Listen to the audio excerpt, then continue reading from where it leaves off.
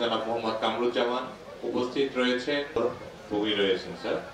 এছাড়া এখানে উপস্থিত আমরা গোপালগঞ্জ জেলার যতগুলো আশ্রয় কেন্দ্র আছে এই আশ্রয় প্রকল্পের যারা অধিবাসী তাদের সকলকে আমাদের গণতন্ত্রী বাংলাদেশের সংবিধানের যে গুরুত্বপূর্ণ 5টি মৌলিক অধিকারের কথা বলা আছে সেই অধিকারের মধ্যে একটি হচ্ছে বাসস্থান।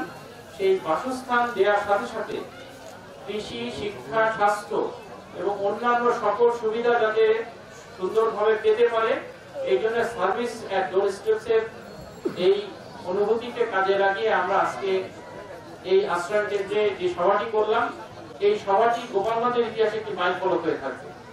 আমরা যাদের কথা শুনতে পেরেছি, অনেকের কথা শুনতে পারিনি, আমরা আশা করি যে যাদের কথা শুনতে পেরেছি সেই সমস্যাগুলো আমরা অ্যাড্রেস করেছি এবং প্রত্যেক ডিপার্টমেন্ট যে ওয়াদা করেছেন, যে তারা কমিটমেন্ট দিয়েছেন, সেই কমিটমেন্ট তারা অবশ্যই সেটা পূরণ করার চেষ্টা করবে।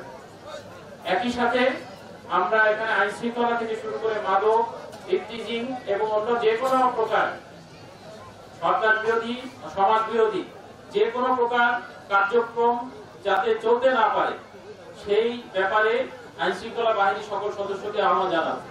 স্বাস্থ্যের বিষয়ে সিভিল সার্জন সহ ফ্যামিলি প্ল্যানিং, এপিআই কার্যক্রম, জন্ম মৃত্যু নিবন্ধন থেকে শুরু করে সরকারের ঘোষিত যতগুলো সেবা আছে নির্বিঘ্নে যিনি সমাজ সেবা, মহিলা বিষয়ক অধিদপ্তর, সমবায়, যুব তারা ট্রেনিং এর মাধ্যমে কর্মসংস্থানের ব্যবস্থা করবেন, মৎস্য চাষের ব্যবস্থা করবেন এবং সবগুলো সেবা এখানে নিশ্চিত করা যাবে।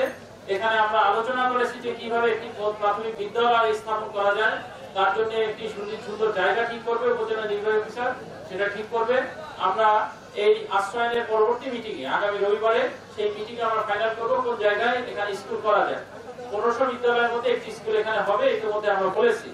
আমরা চাই আশ্রয় শুধু না, গোপালগঞ্জের যে দক্ষ অধিবাসী এখানে স্বাস্থ্য, শিক্ষা সহ সকল বিষয়ে তারা যেন একটি উন্নত এবং একটি সমৃদ্ধ বাংলাদেশের কন্ট্রিবিউটরি হতে পারে, কমিটমেন্ট রাখতে পারে এবং এই দরিদ্র জনগোষ্ঠী যেন দরিদ্র সীমার উপর উঠতে পারে সেই আশাবাদ ব্যক্ত করে আমি আজকে সবার এখানে সমাপ্তি ঘোষণা করছি। আল্লাহ।